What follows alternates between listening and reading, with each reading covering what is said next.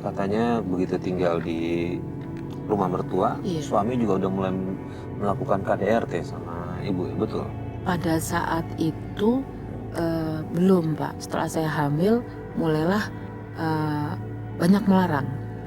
Saya tidak boleh periksa kandungan ke dokter, harus boleh ke bidan dan lain sebagainya dan saya harus melahirkan dengan cara normal. Padahal dia sudah tahu bahwasanya saya tidak bisa lahir normal, saya harus operasi, harus sesar. Yang lebih sadisnya, suami saya dilarang oleh ibu mertua saya untuk mengantarkan saya ke rumah sakit untuk persalinan. Jadi saya datang berangkat itu kondisi sakit, itu hanya dengan anak saya yang besar. Itu juga saya tidak dilarang untuk bawa mobil ya. Saya hanya boleh menggunakan dokar ya pada saat itu. Udah pergi aja sendiri, saya dilarang ibu.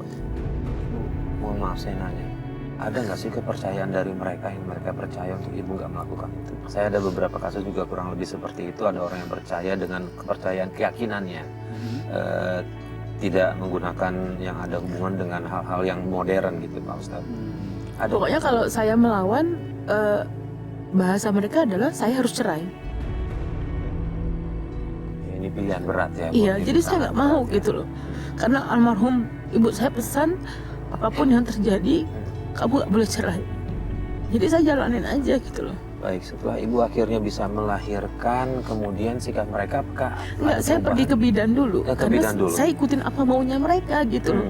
Sampai di bidan pun, bidan angkat tangan. Akhirnya dia memberikan rujukan, saya harus ke rumah sakit.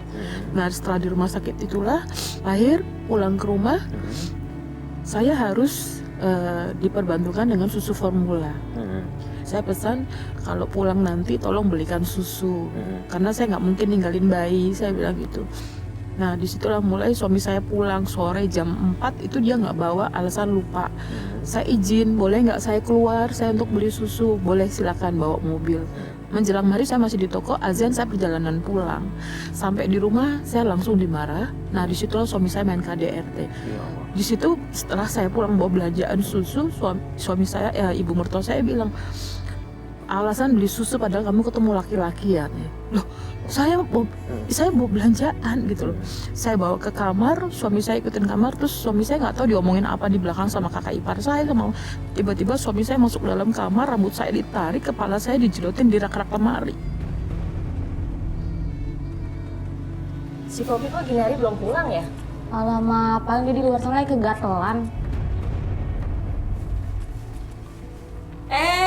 Dari mana kamu? Gini hari baru pulang? Ini udah malam tahu? Habis beli susu beda, Bu. Tadi antri. Alah, bohong aja kan kamu. Bilang aja kamu keluar sana habis ketemu cowok-cowok di sana. Jaga ya buat kamu, sembarangan kalau ngomong. Waduh, kamu udah berani ya membentak kami? Saya nggak bentak Ibu. Saya nggak suka Ibu tuduh kayak gini. Saya wanita punya harga diri ya, Bu. Oh, udah berani ngelawan ya kamu? Joko! Joko! Sini Joko! Apaan sih Bu ribut-ribut gini? Nih, istri kamu dikasih tahu ya, suruh pulang lebih awal. Gini hari baru pulang, udah kita ngelawan lagi.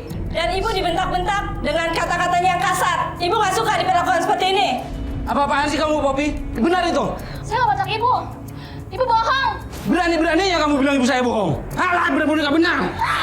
Hah? Ampun, Mas. Ampun, Mas. Hah? Ibu sama anak sama aja.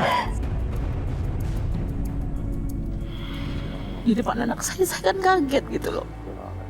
Kenapa kamu marip-marip keluar? Kenapa masih di luar? Kan tadi saya izin keluar mau beli susu kan saya izin.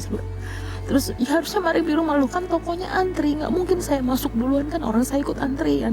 Itu 2-3 kali kepala saya dijedotin di raknya lemari. Terus anak saya bilang, ayah jangan, ayah jangan pukul bunda.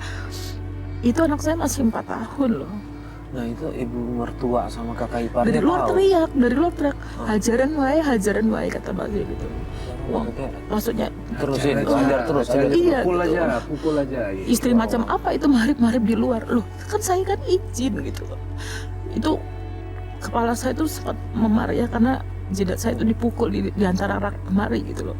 Karena saya coba kuat karena anak saya nangis kan. Jadi saya gendong anak saya, untung bayi saya tidur gitu loh. Udah saya di kamar tuh saya sendiri tuh suami saya langsung keluar. nggak tahu kenapa dia langsung ngobrol lagi. Tapi kalau ada bapak mertua saya, mereka nggak seperti itu gitu. Ya Allah, ini proses kalau berdasarkan keterangan dari Iya. Ibu Popi ini, sepertinya emang mertua dan kakak iparnya menghasut nih Pak Ustadz. Betul.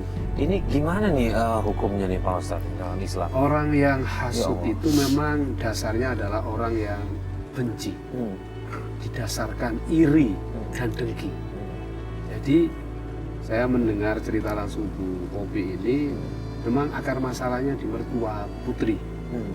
Dan naudzubillah ini orang tua yang harusnya memberikan teladan, membimbing, tapi justru menghasut. Mungkin Hmm. di balik kesadaran normalnya dia, Hmm. memang ada asobiyah, Iya. ada sara yang terpendam di hatinya, dan sara itu yang menjadi basis kekerasan demi kekerasan. Hmm. Sampai saya dengar katanya kayak dukun segala Bu ya. Iya, saya Ibu taunya pas perempuan yang main dukun. tadinya saya nggak tahu itu gitu. Saya taunya sudah mendekati sakratul maut gitu loh. Ya, Maksudnya? Iya, jadi jalan ceritanya itu setelah saya punya anak saya terus dihajar terus kan. Tapi saya coba diam aja, yang penting saya nggak mau melawan gitu loh. Nggak pernah minta ngomong sama suami, bisa nggak kita keluar dari rumah itu gitu? Iya, pada akhirnya saya bilang, saya nggak kuat kalau tinggal di sini terus, lebih baik kita pindah. Kamu aja yang beli. Iya, saya masih punya uang, ayo kita beli rumah, saya bilang gitu. Pergi, akhirnya saya cari rumah, dapat, saya tinggal di rumah. Dari situlah kebencian ibu mertua saya semakin menjadi-jadi. Jadi Seperti apa contoh?